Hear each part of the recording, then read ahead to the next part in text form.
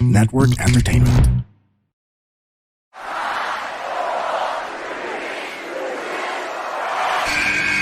Who's ready for story time?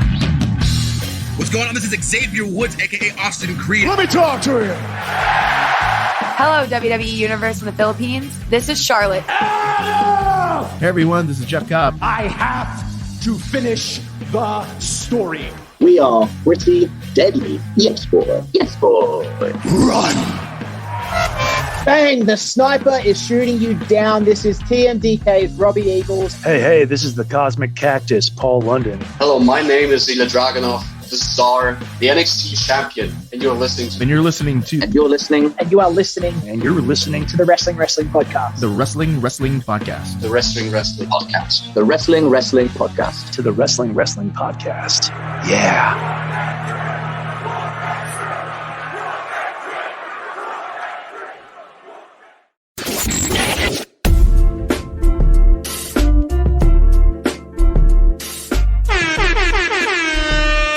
You're listening to the longest-running weekly episodic Filipino wrestling podcast. This is the Wrestling Podcast.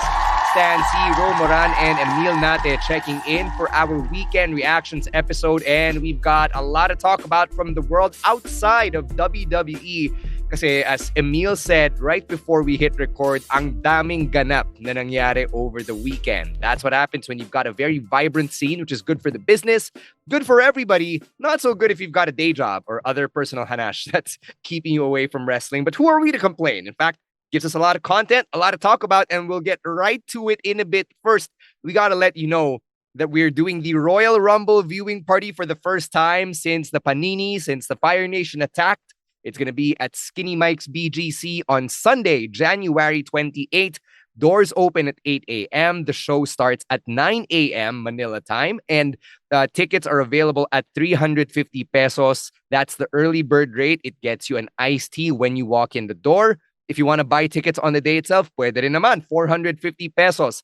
That's the walk-in rate. It also comes with a free iced tea. But we got to let you know that as of recording time on a Monday night, 40 tickets na ang nabebenta namin for the Royal Rumble viewing party. So that's quite a lot. And if you want to make sure that you've got a seat at Skinny Mike's for the Royal Rumble viewing party, then you better get your tickets now at tinyurl.com/rumble2024. That's tinyurl.com/rumble2024. It takes you to the Google form where you can just input yung mga kailangan mo sagutan and then pay via GCash, and then boom, may tickets ka na for the Royal Rumble viewing party on January 28th at Skinny Mike's. Shout out to our friends from Everybody's Toys and Collectibles. They've committed to give away a Rocky Maivia Funko Pop as a prize for all of the attendees at the Royal Rumble viewing party on January 28th. So we will see you at Skinny Mike's in a couple of Sundays for the viewing party. We also got our Patreon community, which is vibrant as well and growing. So, Emile, why don't you let them know about it? All right, so you can support the pod and enjoy some benefits by subscribing to our Patreon program. It's at patreon.com/wrestling podcast for as low as $5 to 250 260 pesos locally. Of course, I said there's some benefits if you join in on our Patreon program. Of course, you got the Discord community where we hold watch parties of the PLEs and the pay-per-views, and you can also interact with us and interact with your fellow podcasts and talk to us about everything and anything under the sun. Also, you'll enjoy some review content of the weekly wrestling shows, courtesy of Rowan. And if you want to get your authentic wrestling merch, we do the pasabay. And if you are a part of our Patreon program, you get some special rates on the service fees. And again, by joining our Patreon, you're pretty much supporting everything that we do here on the pod. So again, it's at patreon.com/wrestling podcast. Again, for as low as $5. All right. Ro, do you want to do some happy Ro noises for the WWE on Blast TV coverage? Yeah. Sana. So live stream that. I mean, like, y'all know.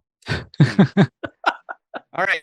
In that case, let's get right to our weekend reactions. We're going to start with TNA because Hard to Kill was over the weekend. So yun na rin yung official na pagbabalik ng TNA as a brand now that they're moving away from the Impact Wrestling name. And speaking of names, Nick Nemeth debuted for TNA. So nakita natin siya nung Wrestle Kingdom debuting for New Japan. He's got a program going on over there, and now he's also dipping his toes in TNA. So what do you make of Nick Nemeth double dipping here between New Japan and TNA?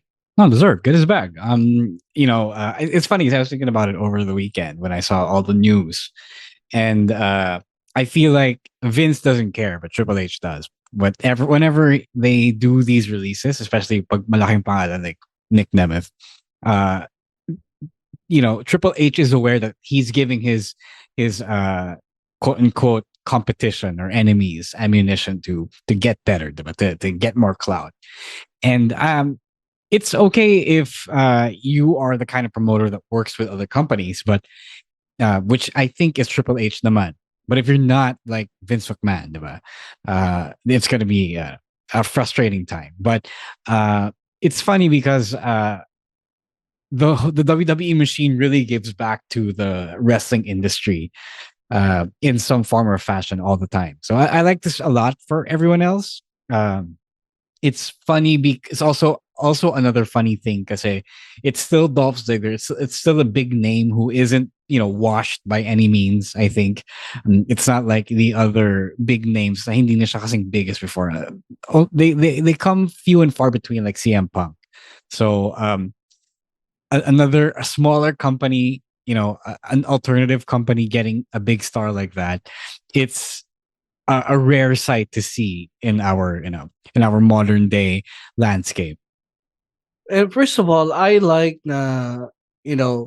guys who got released recently aren't automatically going to AEW because that was the trend for a while. Na every release pupunta sa AEW, and nasa point na tayo na the AEW roster is too much bloated, and there were already guys who went there, tas wala din namang ginagawa. So I like the direction of the other guys are making. And Nick Nemeth is one of them. Like, he is exploring all options, going to different places instead of being locked into one promotion. So he's doing freelance here, going to TNA, going to New Japan, and he deserved it. And he's one of the names that, like, 10 years ago, I would always picture if his WWE tenure comes to an end, I expect to see this guy in TNA.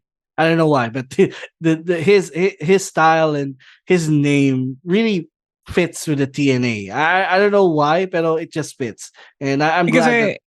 Because it was always the number 2 behind WWE, so it was always the other American company. So okay lang. It was like the WCW, the closest thing to WCW in the mid to late 2000s.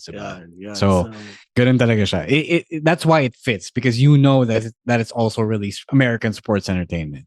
Yeah, so I'm happy for him as well. I'm not sure kung yung status niya talaga if freelancer or if he has exclusive contracts with those 2 companies and he can't really appear anywhere else. Pero alam ko may pinaplug siyang ibang events. Like, I know he's doing a show in Mexico. Like, I watched yung the video on his Instagram. And one thing that Nick Nemeth has been doing since he left WWE is kind of like what Matt Cardona did. Na he won't just show up to your event and work the show. He'll actually promote it actively on his socials. And I listened to yung interview ni Cardona kay Chris Van Vliet, and that's one of his USPs as a marketer. Like, when he started marketing being himself outside of the WWE machine, he would actually go the extra mile. Na hindi lang ako a-appear dyan, pro-promote ko pa rin. I'll put your promotion over kasi the more eyes on your promotion, the more eyes on me, and we benefit off of one another. And I think it's a very symbiotic relationship that actually helps both parties. And it made me wonder why more wrestlers didn't do this prior to Cardona. Because they were not taught how to promote in the social media era. I learned these things from Carl Cannon when I would attend some of his classes. So, siya nagturo sa akin nun. This is how we make business. This is how we do business. This is how we make money. Na if you have some sort of social media following, you use that to promote the show. And then when you draw more people to the show, that's when you get paid more. So, yun yung, it's not a symbiotic thing. It's really how it's supposed to go. So, that's a good point. So, di ba magtropa si Nemeth sa si Matt Cardona? So, I'm not surprised if Nemeth is taking the same route as Cardona. oh naman magtropa sila, but like, you could be friends but not do business the same way. It's just that Yeah.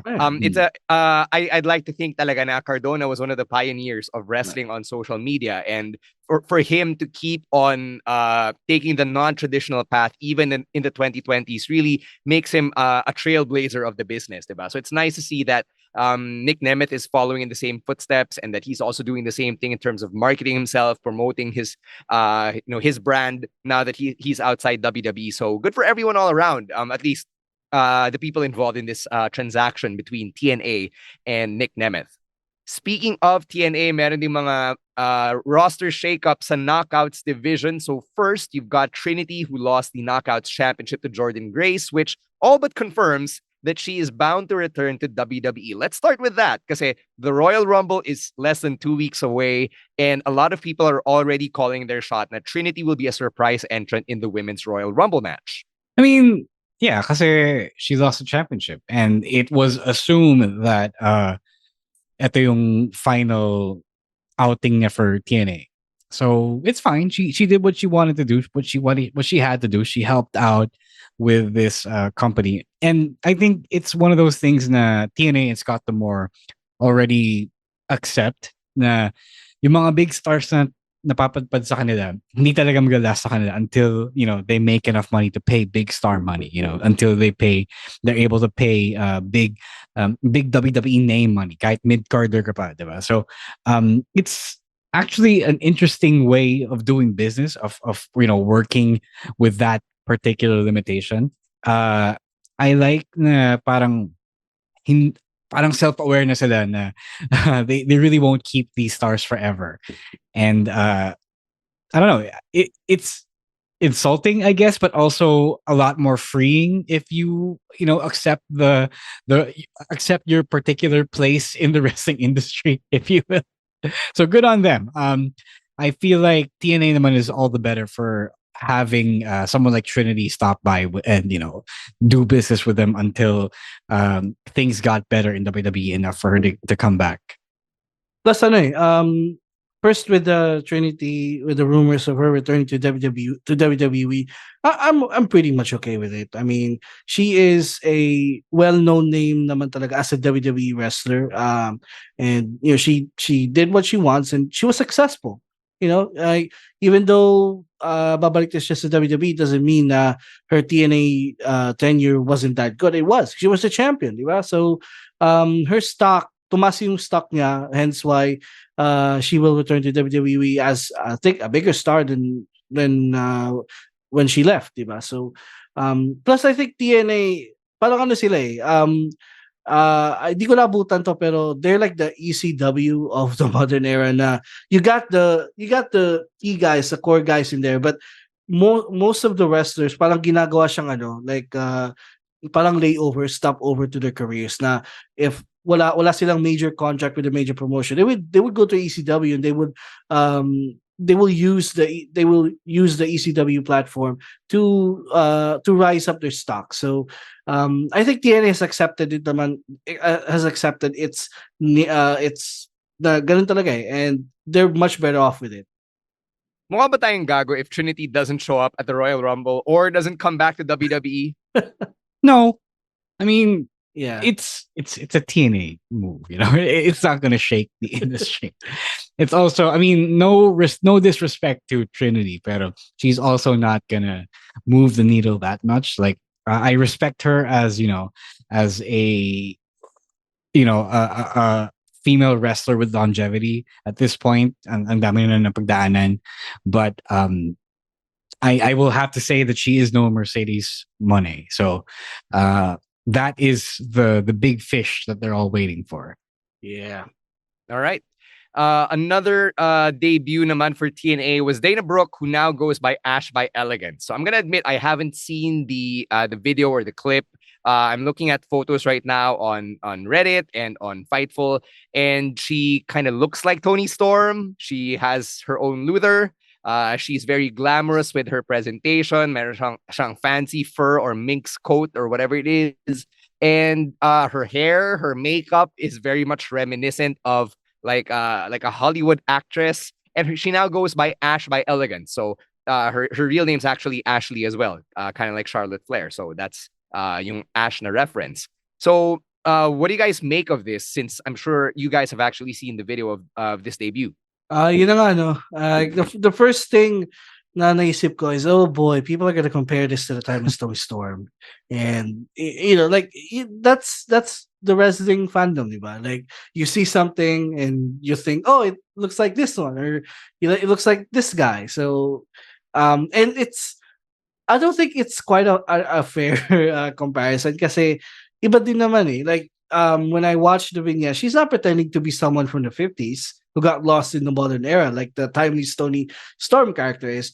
Yung gimmick niya lang is she's a very glamorous wrestler with this elegant outfit and this elegant attitude. But that doesn't mean it's the same. Yes, they might look the same, but it's not the same character if you look at it really closely. But again, you really can't expect fans to look everything closely. That's why people are gonna still compare this to Timeless Tony Storm. Even when she debuts when she wrestles na in TNA, like still people are gonna still make that comparison. The problem with that kasi is that yes, I agree that I trust they did their homework on Tony. I trust that they changed the assignment a little bit para hindi mahuli.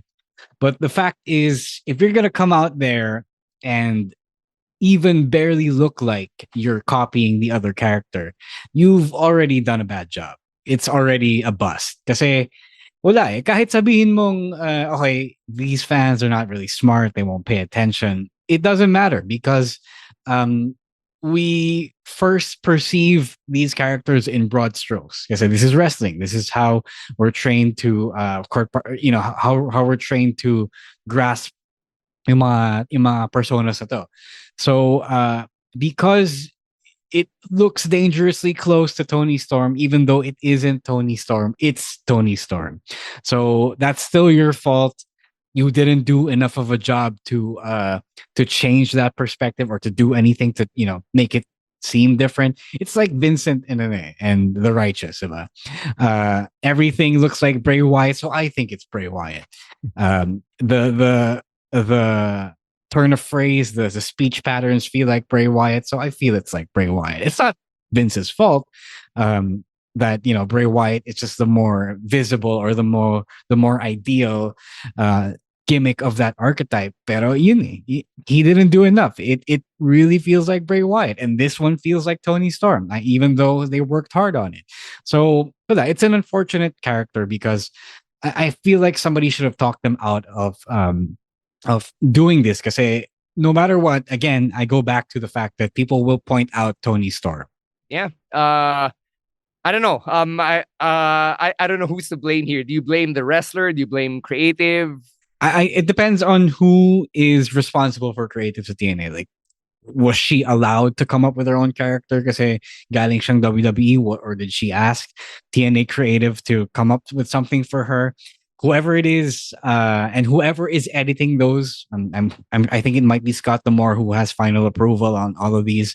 They may be at fault because somebody should have said, "Nah, okay, this is way too much like Tony Storm. We shouldn't do it, or else people will say it's just Tony Storm." And now we're saying it's like Tony Storm. Yeah. All right. One last bit of roster movement for TNA. They have acquired the services of Zaya Brookside. So she was with NXT UK up until the end of that show, and then she moved to the US, traveled all around, appeared for many independent companies, and now she's a part of TNA's Knockouts division. Yeah, deserve. The kid of Robbie Brookside has a lot to bring any company. She's not the biggest name ever, especially in NXT UK. But if you need a young talent to invest in, especially for the women's division, I can't go wrong with Zaya Brookside. Yeah, I was wondering when NXT UK was over, like where she kung nasan siya, because I kept waiting for her to appear in NXT stateside. She never did, and then yung ko lang nalaman na she is going all around US, and now she is in TNA. So good for her. I mean, she's still young, has a lot of potential, and I feel like TNA is where I feel like one of the best companies for women to hone their craft, and very deserved man. So I'm glad that Zaya has a home here in TNA. All right, let's close things out with Mustafa Ali making his debut in New Japan. So he appeared via a vignette, which he's also since posted on Instagram, and he's challenging Hiromu Takahashi for the IWGP Junior Heavyweight Championship. And I'm not sure kung sa Wrestling Podcast Discord mo sinabi, Ro, but you weren't pleased with Ali still being a junior entering New Japan. Yeah, I said it there sa Discord natin. Only because that guy is huge.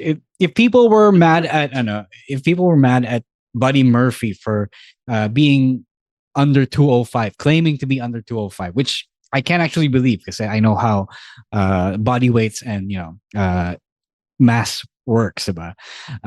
I feel it could easily be explained for Ali to be in the heavyweight division. He's that big. I mean, this is like Shingo in the junior division all over again. Yeah. So he's not the biggest star. Yes, I will concede that. But I feel like he deserved them to get the opportunity to be considered a heavyweight in New Japan. I get that you do actually need more stars in the junior heavyweight division because it's either just Hiromu or anyone else, El Desperado or Taiji Ishimori, diba? But I feel like Ali has done enough in the past few years to have a shot at the big time. So first of all, diba Hiromu lost the title at Wrestle Kingdom? I swear he lost. Yeah, he did. Yeah, sorry. Basta siya yung challenge niya.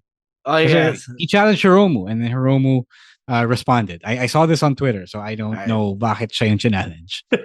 But yeah, I think also, yes, I will agree. NJPW decided to put Ali in the juniors so that they could have more stars in there. Because one of the things that I don't like about the juniors division in the last couple of years is that it lacks star power. I mean, aside from the first three names I could come up on top of my head, wala na ako ibang maisip na wrestler sa junior division. But also, yes, I think sasaglit lang siya sa junior, kind of like Shingo. Like he was just a junior like for a year, and then he stepped up in the heavyweights, and doon na siya ever since. So I feel like this is only a temporary thing for Mustafa Ali. Kasi people know him naman as the cruiserweight sa WWE because of 205 Live. So I feel like NJPW put him there because of the people's perception of him being a cruiserweight. Yeah, that was the one thing that I was gonna point out. Na he basically carried the cruiserweight division for quite some time, diba, in WWE, which probably contributed to him being slotted in as a junior dito sa New Japan. Two things I like about Mustafa Ali making this move. One, he's since been able to maintain yung copyright on the name, diba? So wherever he goes, he gets to keep being Mustafa Ali, even though that's not his real name. Second, he brought over the political campaign gimmick with him. And, he's been trying to get that over in WWE for a long time. And then right before his release, he was putting it on TV, diba, on NXT. And now he gets to bring that to New Japan. And now that he is, outside the WWE system, I hope that he's able to really let that gimmick spread its wings. And we can see finally what story or what end goal he's trying to get to as this politician parody. Yeah, actually, I realized bakit junior siya.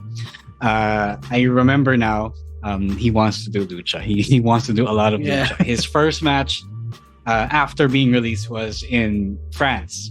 Last week, I believe. It was versus Aigo Blanc of France. He's this French luchador.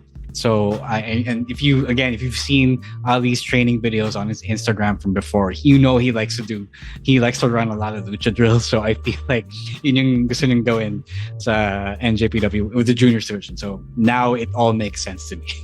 So dun siya kilala. So well, yeah, there is that.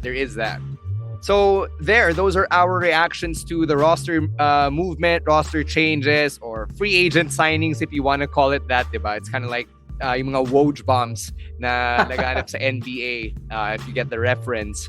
If you have any comments, mga pinag-usapan namin, you know where to find us. It is at Wrestling2XPod on Twitter and on TikTok. For Facebook and Instagram, it is at Wrestling Podcast. For us individually, it is at Roeswar, at EML_Meister. at Monday Night Rowan, at Chino Supersize, and at _StanC.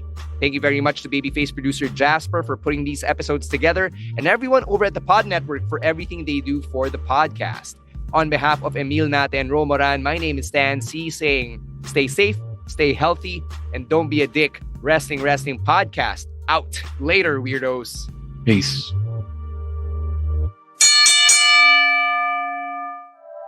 The opinions of podcast creators, hosts, and guests are not necessarily reflective of the official stance of the Pod Network Entertainment, its hosts, or other network programs.